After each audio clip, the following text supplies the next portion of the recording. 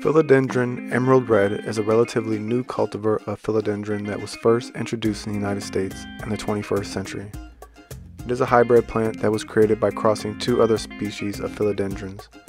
Philodendron Emerald Red is a tropical plant that has dark green leaves with red undertones.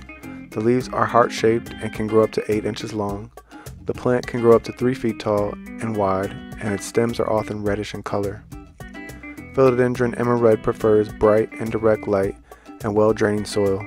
It can tolerate lower light conditions, but may not grow as well. The plant should be kept in temperatures between 60 degrees and 80 degrees Fahrenheit.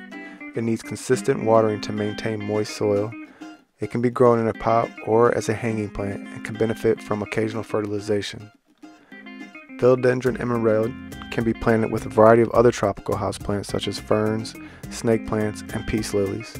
It can also be used to add a touch of color to a garden or patio.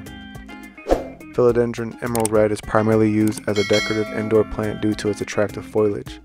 It is also believed to have air purifying properties, making it a popular choice for improving indoor air quality. Additionally, some people believe that the plant could be used medicinally to treat skin conditions, although its medicinal properties have not been well studied.